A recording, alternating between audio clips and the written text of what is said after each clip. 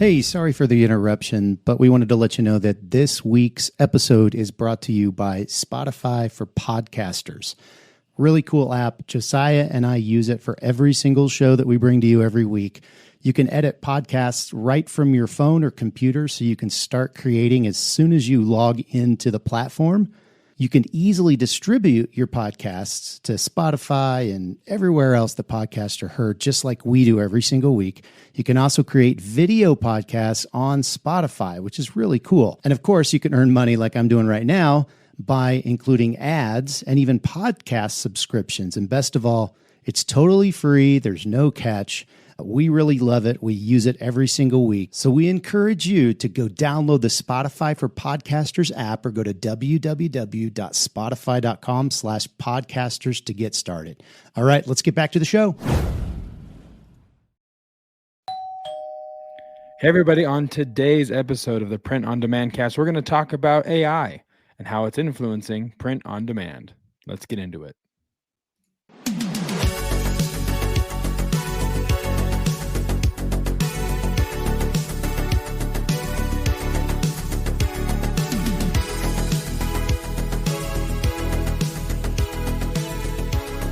Hey, everybody. Welcome back to the show. Before we go any further, do us a favor.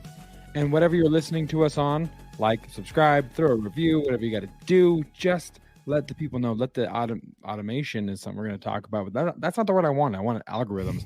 Let the algorithm know that you like what you are hearing. And as always, I am joined by Travis Ross.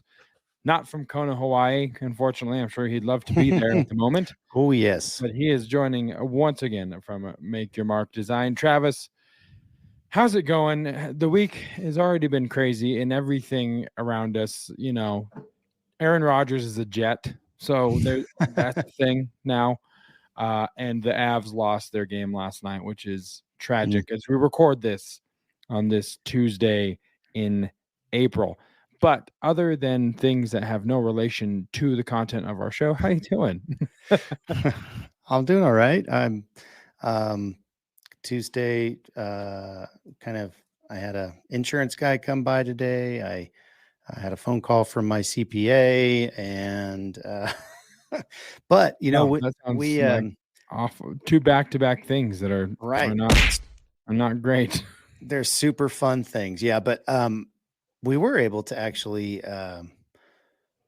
we've been working on a process to kind of reuse a lot of our art that we have on coffee mugs and a few other products and put them on new products. And so I was just checking right before we press record, and we have like another 6,000 or so totes on Amazon that we just listed with, you know, all original art that's not all of the art we have, but it's kind of sure. It was the lowest hanging fruit, I guess. Sure. So yeah, that's kind of a win for the day. Tomorrow we're going to probably do pillows. And we're going to do some signs with it, and we're going to put it on t-shirts, so we're at the point where we can kind of do that a lot easier than sure.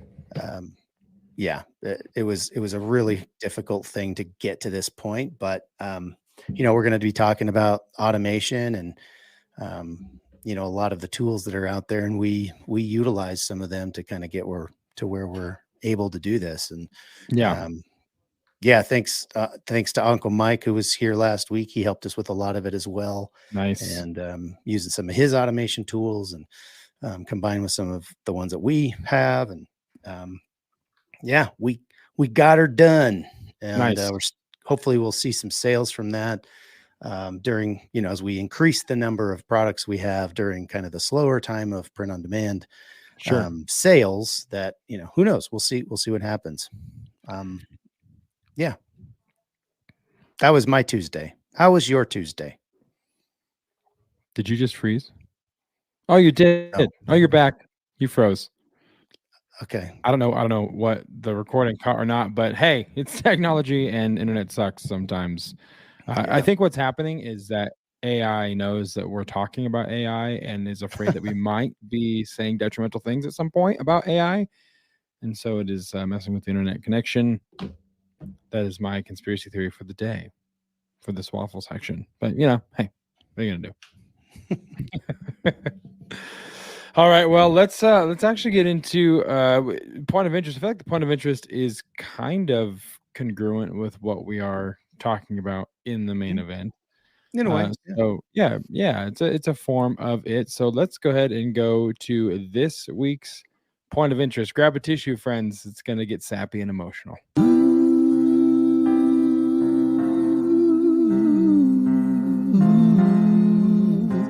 Point of interest.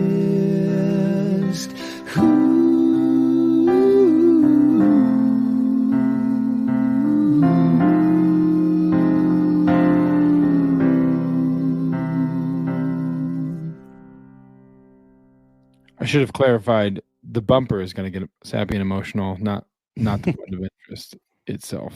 But yeah, so we're going to talk about something called it's a website. It's a software that you can use. It's online software called the Creative Fabrica, right? So Travis, where did you hear of Creative Fabrica? How did you come across it, and what should we inform the listeners about as far as its capabilities? Well, I think a lot of our people know about Creative Fabrica. It's not a very well hidden secret. It's a pretty amazing site, actually, and it's not necessarily a tool or a software tool, but we did. Part of the reason we decided to do this is the point of interest is because of an email I got about a new feature that is kind of an online tool, so to speak. But anyway, this is Creative Fabrica if you're watching online, and it just has a ton of elements that can be used in your print-on-demand business. It's like $9 a month. You can cancel anytime. You get a month for free if you want to try it out.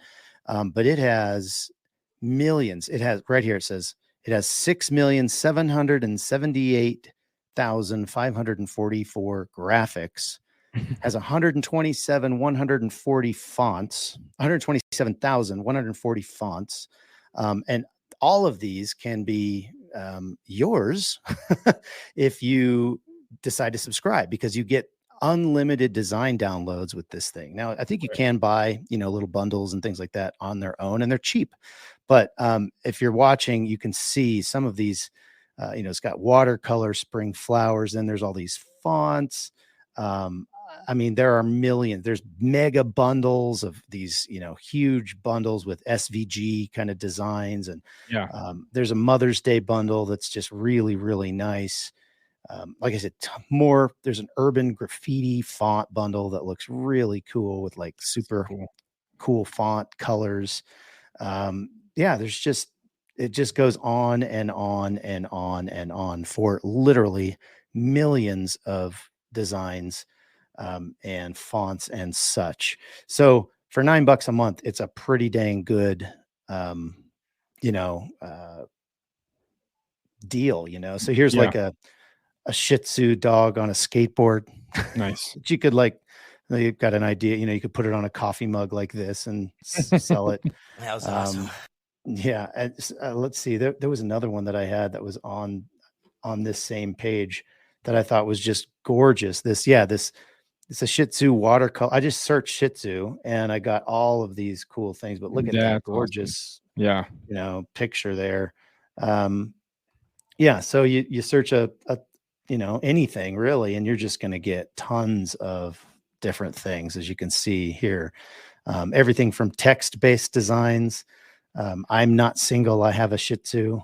I don't know what that means, but I guess I love my Shih Tzu. Then there's all kinds of, graphic illustrations of these dogs, and it just goes on and on and on. And that's just one breed of dog. So, so there's a lot of different things in here, and I'm not going to belabor the point because we're in an audio podcast and we're looking at a, graphic here. But the email I got today, they were talking about a new feature within Creative Fabrica. If you can subscribe to it, if you're already subscribed, you have kind of limited access to it, but it's an additional fee if you want to mess with it. but it really goes in with our point today really well, because you remember that dog on the skateboard?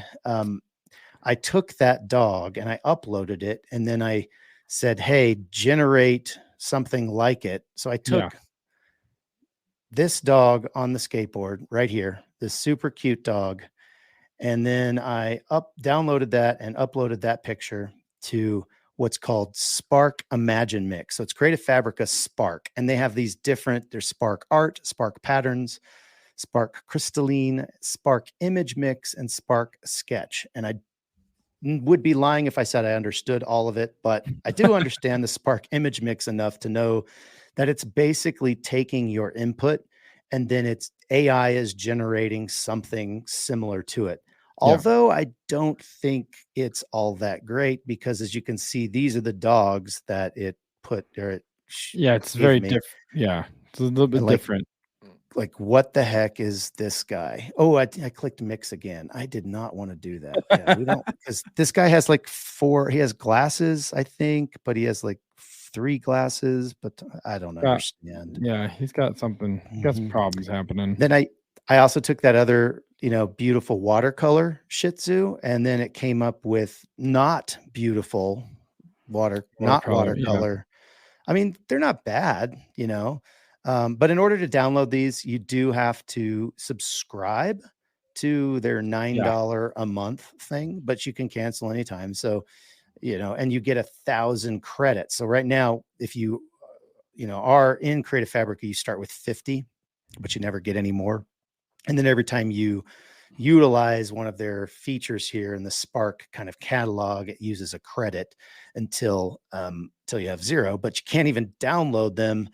Because typically you need to download these and then you need to upscale them to get them to the size that you would need to put on a product, because they're not going to be big enough. So anyway, it's just interesting that all of these different, kind of print on demand sites and just art sites in general are kind of just throwing out these AI products to just be on the bandwagon. These guys, they totally miss the mark. Very well refined. It leaves a little bit to be desired. Because I mean, there's some that you could, you can type pretty much anything into, and it will give you some kind of rendering of like, oh, yep, that's the thing. And we could talk about some of that a little later, if when in our show. But I still don't think that, like, personally, I think $9 a month for what you get, even minus the Spark. The Spark thing is just, to me, it's not ready. It's kind of, it's maybe a few months. Yeah, it's kind of beta. But the rest of this stuff, I mean, you can just go to the bundles thing, and they have all these graphic bundles, and you can download hundreds, if not thousands of design bundles and font bundles if you want. It's just absolutely incredible for $9 a month. And yes, of course, we do have an affiliate if you want to check it out. Again, you get a month for free. Just go to printondemandcast.com/creative fabrica, and that will take you to the page where you can activate your free trial. Again, check it out. You can cancel at any time, but it might help you because some of this stuff you can download as PSDs, and then edit the PSD right there, and then output it your, as the PNG with a transparent background to upload to Merch by Amazon or wherever else you're creating products. So there's a lot of things you can do with this site. It's very, very robust. And I need to tell you that you do have commercial rights for everything on this site. Oh, so good. It's legal for you to use them all in print on demand. It's totally cool. So nice. Really cool site. Oh, and I'll also say they do have sales every once in a while. So if you don't want to pay $9 a month, you want to wait till they have a sale. That's totally fine. But yeah, if you want to use our link, and we'll get a little kickback on your subscription if you decide to go that route. printondemandcast.com/creative fabrica. And I think that does it for the point of interest. All right. Well, there you go, folks. Yeah, avail yourself of that. And again, as that Spark thing comes along, I'm sure it will improve and be refined because, AI, it's already out there as far as that same idea that's further refined. So I'm sure that'll come along very quickly as well. You could search, like a fish dancing. In fact, I have a fish that can break dance. What? Yeah. Yeah. It's only for 20 seconds though, and only once.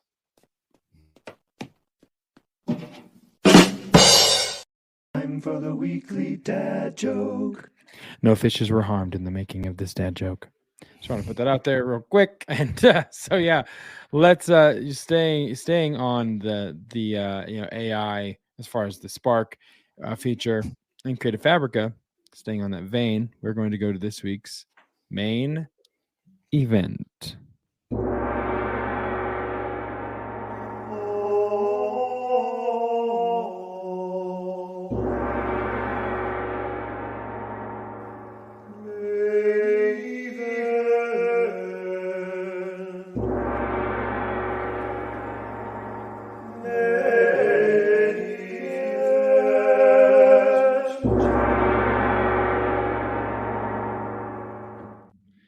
All right, here we go.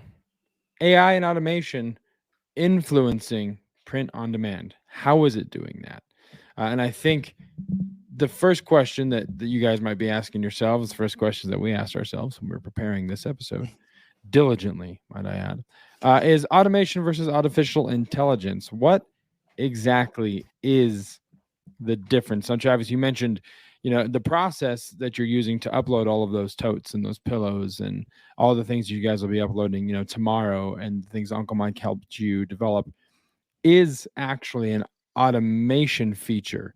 So in my mind, and of course this is a question / discussion, is automation to me is like taking a task and you develop a system that it then can just do it on its own and makes it a lot easier. It kind of just brings efficiency and lets you create a system that allows you to push a button in this case and upload 6,000 totes and just things that can make the daily processes and things that are monotonous to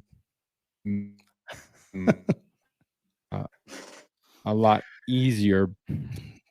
You just totally went into robot Would you agree? mode. It was the internet thing. Did I? Yeah. Yeah, it's all good. It's fine. But yeah, you said, dude, I'm telling you, monotony.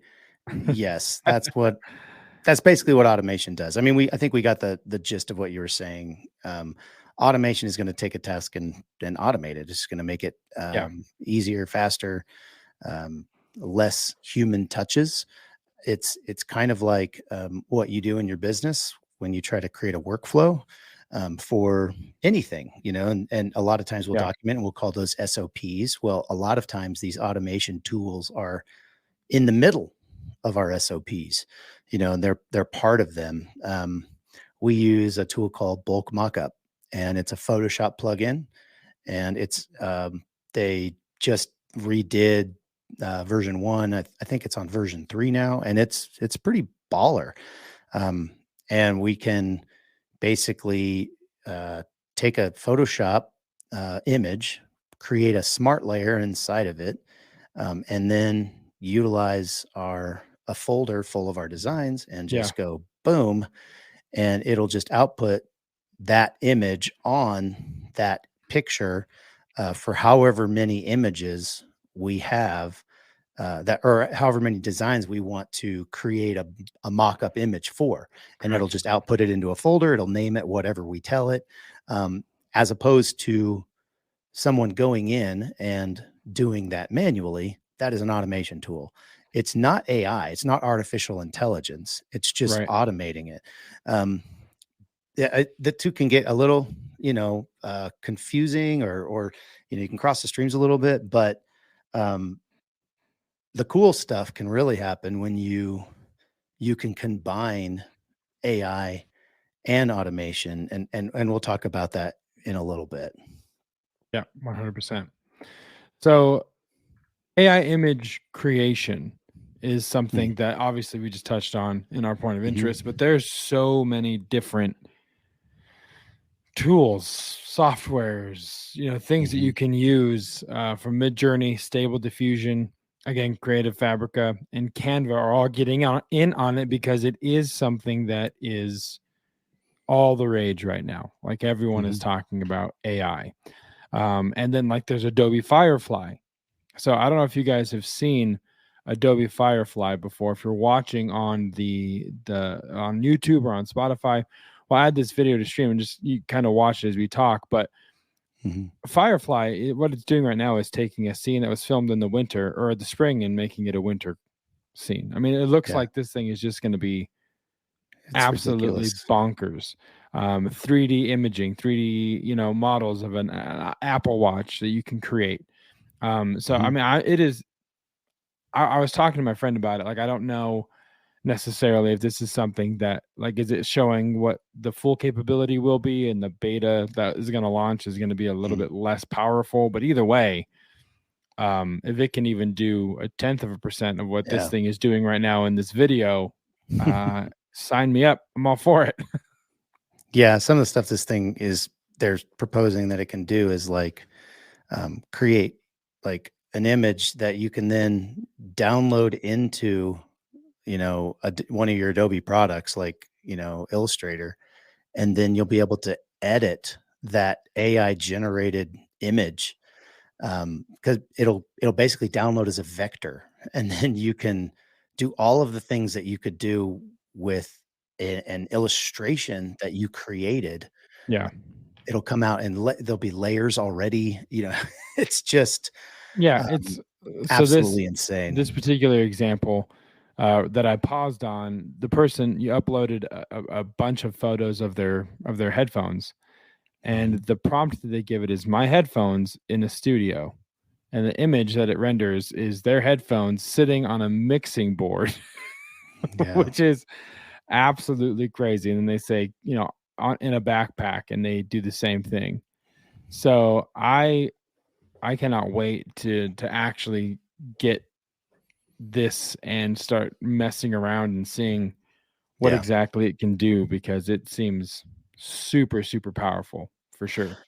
Yeah, it's in beta right now, so you guys can go to just Google Adobe Firefly and find where you can enter, like ask to be included in the beta. I did several weeks ago and still haven't heard Mhm. anything, but can't wait to play with it because we do use all Adobe products here Yeah. already. So I want to want to see what it can do, and because the cool thing about all this AI stuff and this automation stuff, what it does is it just takes the lid off of um, previous roadblocks, or it just kind Yeah. of it knocks them out of the way. It starts keep letting your imagination soar again, Yeah. and all of these things can happen, and because of this new technology that's out there, it's actually kind of a fun time to be in print on demand, even though it can be a little scary. And we'll talk about, I mean, there is an actual ethical kind of argument against using some of these AI image creation tools. Yeah. My wife, she is an artist, and she does not like um, this stuff. She Yeah. doesn't like Midjourney. I'm like, oh man, look at this cool thing that this AI thing program made, and she's like, nah, I don't like it. And I don't think she's just being a a curmudgeon or anything. Right. I I think she's there's an ethical side to this that for this AI um, program to learn, it had to train on thousands, if not millions, of Reference. different Yeah. pieces of art. Yeah. And these pieces of art were created by actual artists that don't get any credit Correct. for what the AI is outputting. When I throw in my prompt, show me uh, a beautiful stream in the style of such and such artist, Yeah. that artist doesn't get any credit for that, even Sure. though You that could AI create Bob trained Ross on it. paintings, and Bob Yeah. Ross's Yeah. family will never see, But Exactly. there's a strange. I mean, I think on all levels of AI, not just the image generation, but we were talking to, we're having a conversation with my father-in-law, and he was talking about a conversation he had with Luke, who has been on the show. Hmm. And Luke is a pastor, and so his ethic is like, can AI write a worship song, and is that ethically okay, or it writing Hmm. sermons? You know what I mean? Like taking the human element out of this whole thing, which is a part of all encompassing, like taking the human element, like to your wife's point, like no one drew that, like, and someone Right. drew it as a reference point, and now it's getting stolen. So there is a lot of Hmm. like there's definitely an ethical rabbit hole that you can Yeah. wander into down into. Yeah. And my argument to her, and I haven't landed on a side necessarily, but I probably am closer to being okay with it than she is. But my Yeah. my argument to her was like, well, you're learning to paint right now, and you're looking at all of these other artists, Yeah. things as a reference, and you're even imitating them. You're looking at a painting that someone else drew, and you are drawing it. So you are kind of doing the same thing. Obviously, it's on a incredibly, an infinitely larger scale when it comes to AI learning, Yeah. algorithms and models. But I don't know. So I don't know necessarily where I land on it. But and you even take that side of it, and with the ethics, it starts getting into the legal side of things, and there are some legal. Uh, uh, I don't know all of the ins and outs of this stuff, but I know that Midjourney has, and I think Stable Diffusion have had some lawsuits come against them, um, challenging the idea of copyright and like who owns the art that AI is producing. Right. Don't know. I think that's going to be a long time before, the courts kind of rule on that and it becomes the law of the land. Yeah. But so I mean, take that with a grain of take everything we say here with a grain of salt. If you want to use AI image creation in your print on demand business, um, because eventually it may not be legal. I mean, I personally doubt that that's the way they're going to rule, Yeah. because I think AI is there's so much potential. It's so going to be so ingrained into our society. I just don't know how they will kind of legislate that. I think they're going to try, but I don't know about the copyright side of it. Anyway, Yeah. um, It'll go ahead. be that was one of the things when we were kind of getting ready for the show. One of my questions in my mind was, how will it affect copyright down the road? Because we know that platforms like Amazon and even Etsy now are starting to kind of buckle down on the AI Hmm. side of things. Yeah. And will it come to a point where they somehow start to dictate or assign ownership of these things that are just randomly being generated? Like, again, seems like a long way off, seems like a very convoluted process, and a lot of like needles and haystacks to find in order to actually give precedent for anything like that Hmm. in a legal realm. But I mean, crazier Yeah. things have happened, I suppose, in their own context. But yeah, it'll be interesting to see how it evolves. And there's also, we were talking about images, AI images. There's also Well, uh before well, first before we we can get talk into about like the that, process. Yeah, yeah. yeah, go ahead. No, I was just going to say, like, so I've seen a lot of really cool videos online that kind of outline this. So, um, basically using particularly Midjourney, which, in my opinion, is one of the better um, image creating AI image creators, Yeah, and they'll take it and through the use of specific prompts where they're saying, "Hey, I want a T-shirt design. I don't want a mock-up. I want an actual T-shirt design, and I want it on." Uh, you know, a single color background or something like that, to right, where they're getting something that they can't, because right now these image creation softwares will not output a PNG with a transparent background. They'll correct. only, put out something that's going to have a background. So that's one of the downsides that is not necessarily a perfect workflow yet, because you have to take that image once you've created it. But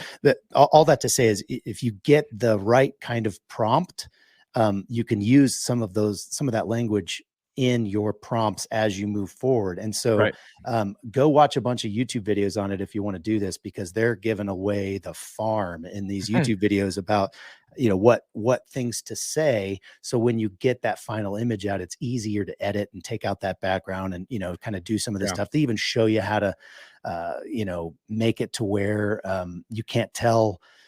You basically are fixing some of the edges so it looks like more like a t-shirt image should. And so anyway, once you get that image out, you then need to upscale it to, because you're only going to get like a 500 by 500 for the most part. So you need to upscale it. There's tools out there online that are free to do. There's also paid versions of those tools.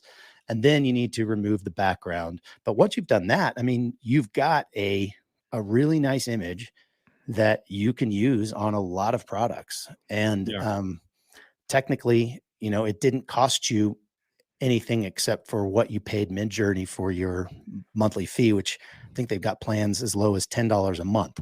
So rinse and repeat, and you can get a lot of really great things that are unique because the AI generated it and it didn't generate it for anybody else. Right. It's unique to you. Whether or not you own it, that's a whole nother discussion that we just alluded to. But yeah, that's how you can use these AI image creation platforms to create really cool designs. Because I mean, I wouldn't just put that design on a shirt. I would put it into Photoshop and then maybe add some text and make it a little more, unique.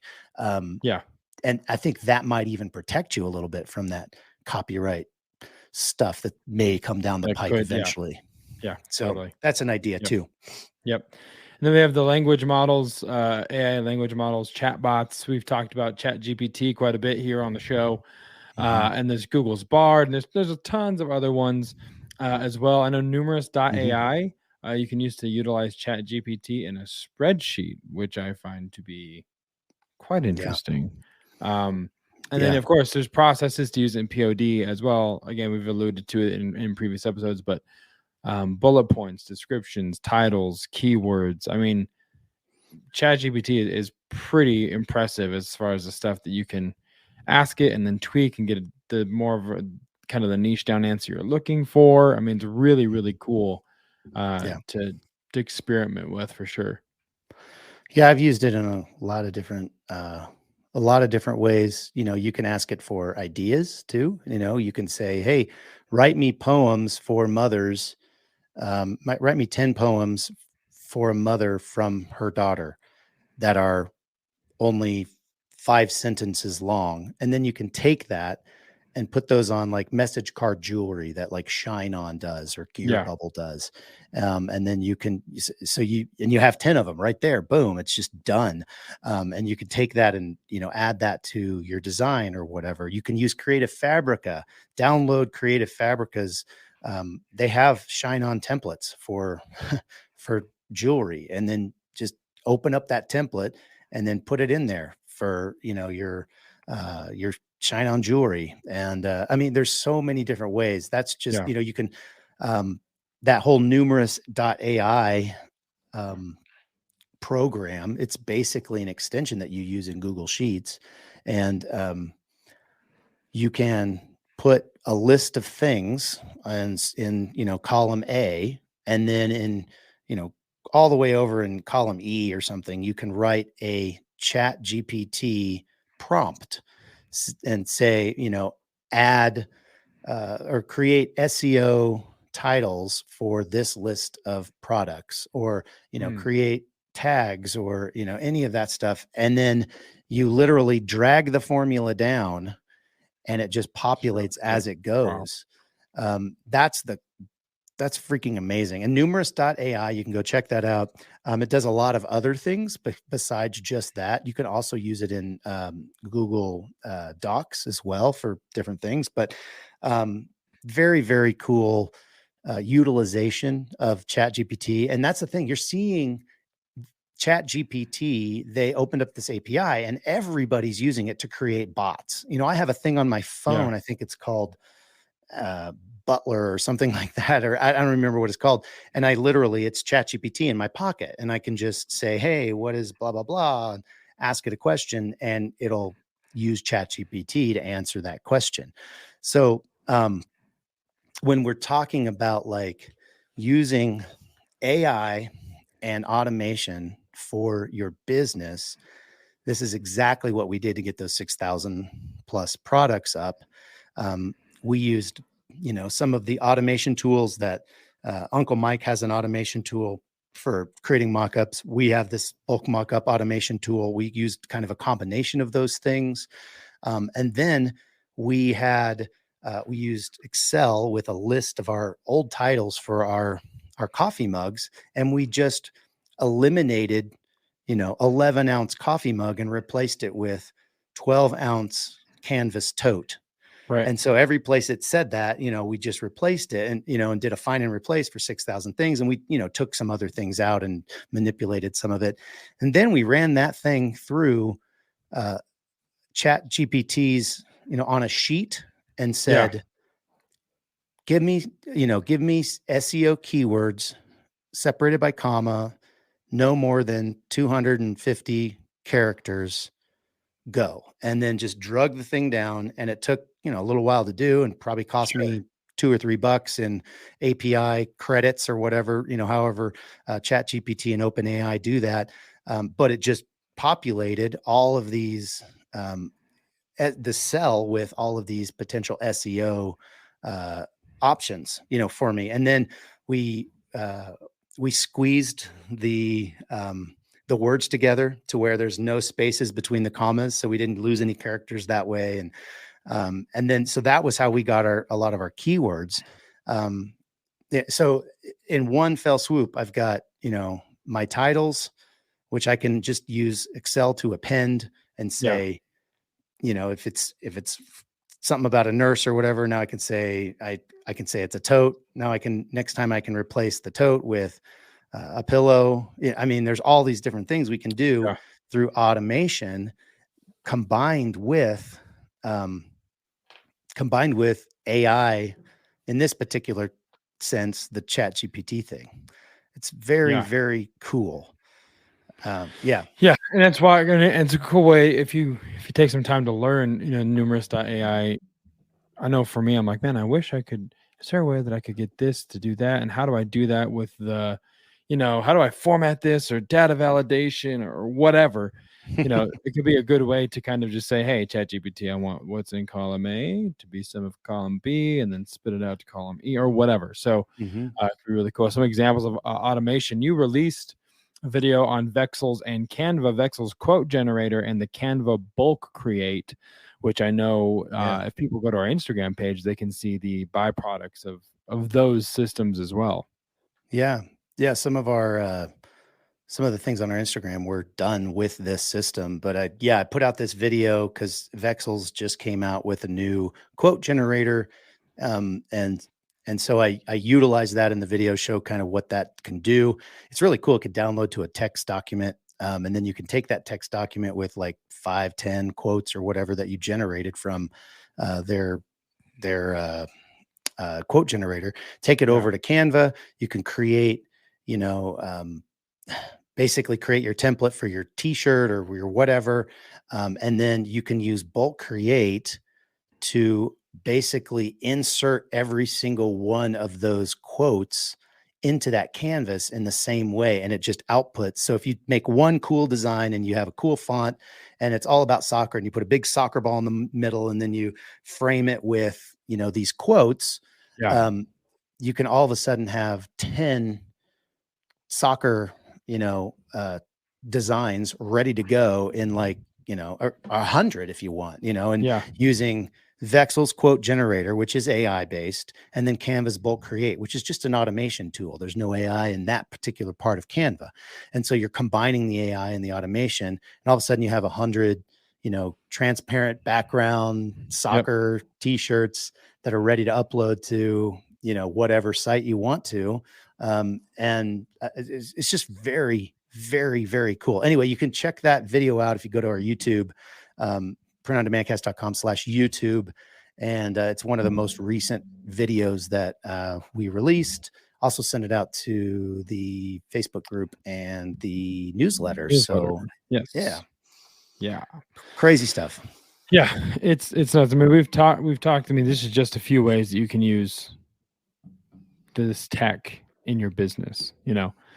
I mean, the question is, like, what do you think the future of AI will be? And if only there were a handful of Hollywood movies that could potentially give us some kind of clue or some kind of inclination of what happens when we use artificial intelligence in this way, iRobot.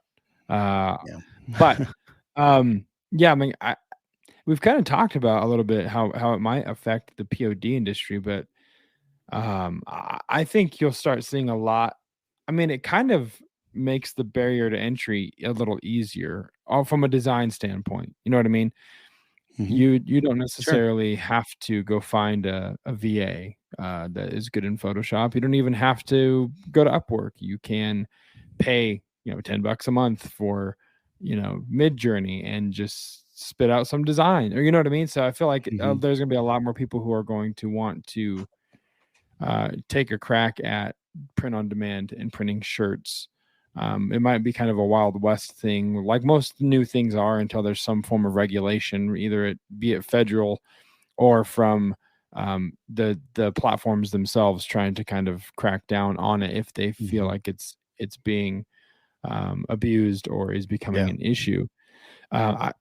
So I can see a lot more people, like an influx of people wanting to use this tool to get into the POD industry, because they no longer have to have the design skills necessarily. They just have to know what they think looks cool and they want to put on a t-shirt. So whether that results in, the market becoming, I mean, the market is already saturated. I feel like a lot of people are doing POD. You know what I mean? It's just how it is. And it's how it is in any industry over a given amount of time. But I think that's one way that we'll see it affected, is that people are just going to be a lot more eager to try POD, because AI is getting to a point where they can just leverage that for the designs until the other shoe drops, if it ever does, as far in regulation, like we've talked about.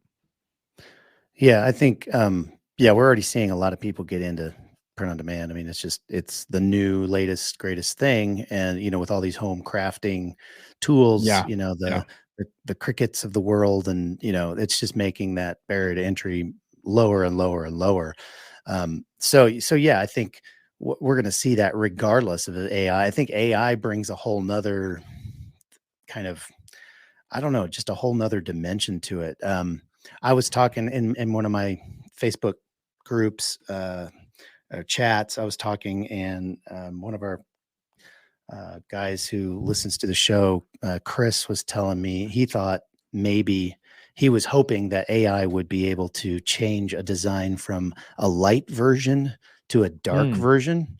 So you could, because like when you make a design, maybe it'll look great on a black shirt, but it wouldn't look great on a white shirt because there's white elements in the design itself.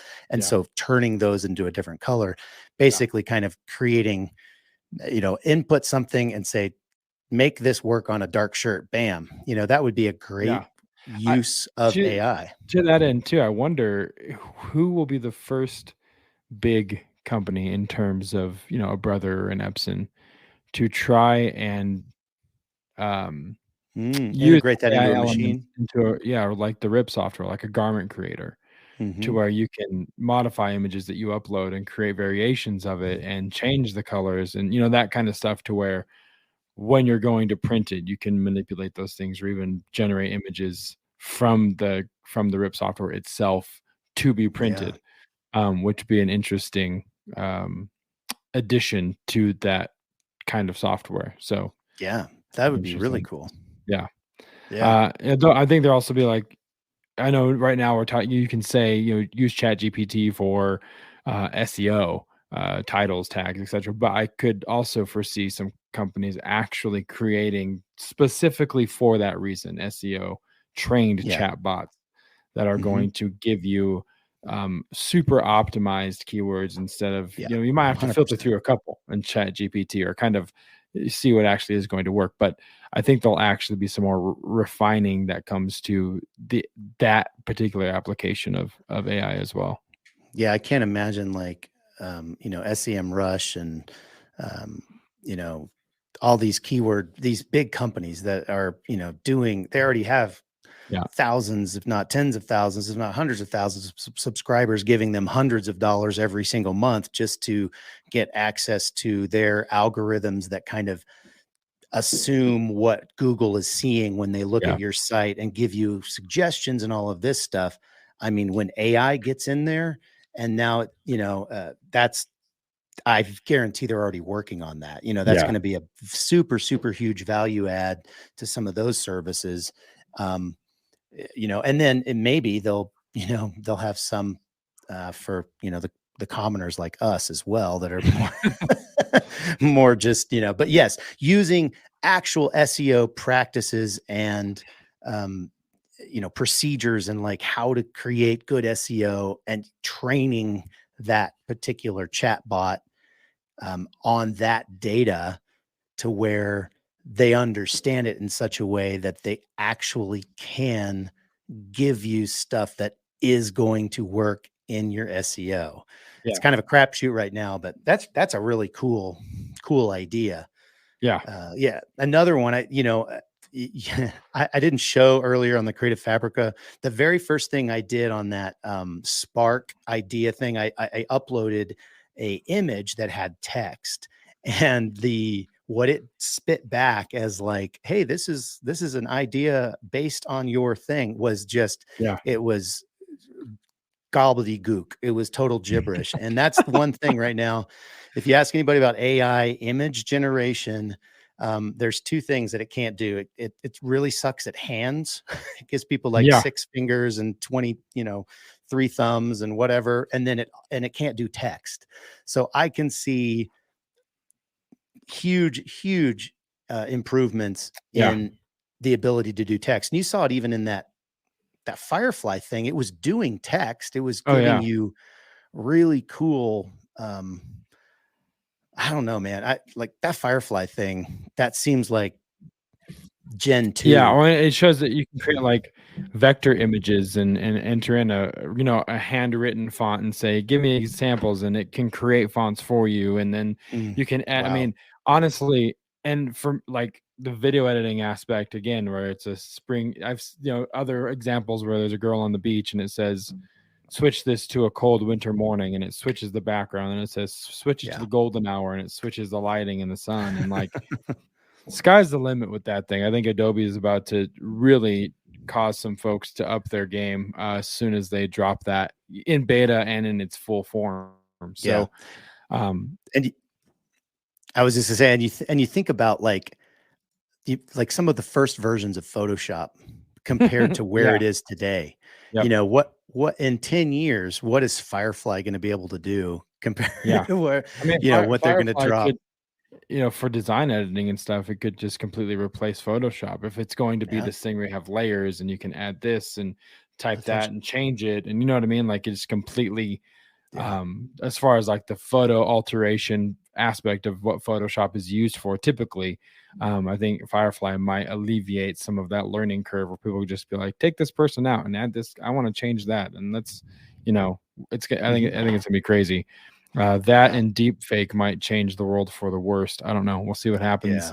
yeah. Uh, which deep fake is a whole nother conversation, another It whole is. another kind of AI that is more nefarious, I think, in Yeah, its intentions than what we're talking about today. So, yeah. Travis, anything else before we wrap this one up?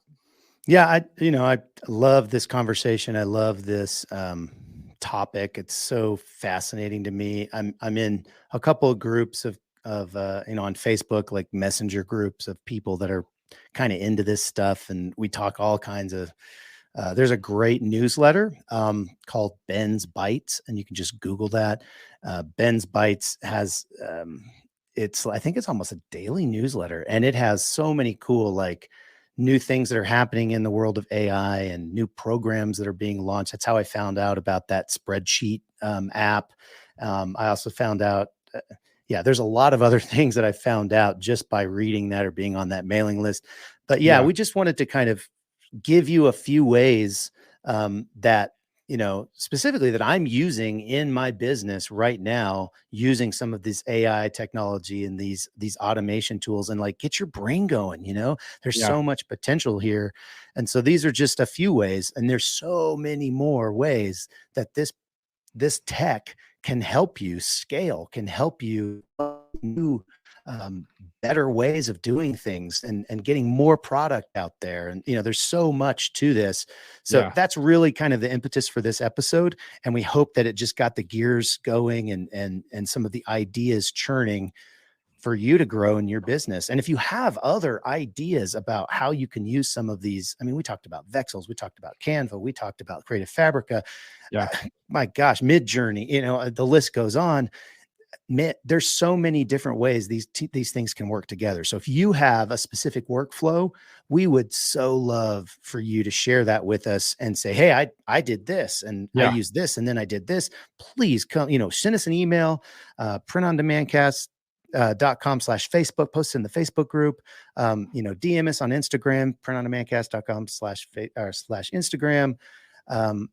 Dude, just send it, let us know. This is so fascinating to me. And I could geek out on this for many more hours. It's the kind of conversation that's, belly up to a bar and have a couple drinks and just let your mind wander about all the possibilities, and usually involves lots of pulling up of YouTube videos and references and, like all of that kind of stuff.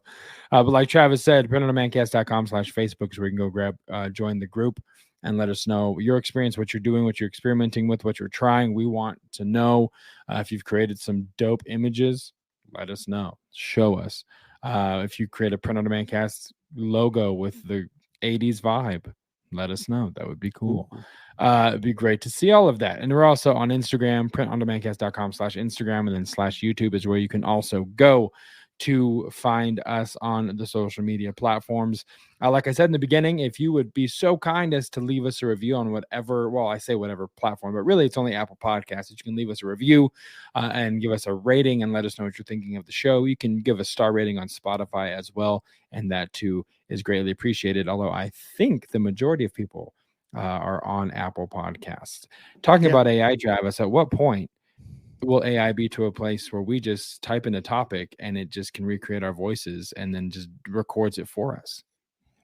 The voice AI, that's happening. I've seen a couple videos on YouTube that's pretty crazy, but I don't know where that came from, and that would never happen. We would never lie to you folks. Maybe it's already happening right now. You would never know. Maybe the internet issues aren't internet issues. It's just glitches in the system. We're just ironing out the kinks. Just kidding. Leave us reviews there and let people know about the show. Share, subscribe, like, download, all of the things to help the algorithm know that you like the content, and it should be in front of more people's faces and in more people's ears, which is a more intrusive sentence than I counted on it being, but it's too late. I said it and it's done. So until next time, for Travis, I'm Josiah, and we'll see you right here on the Print on Demand Cast. See ya.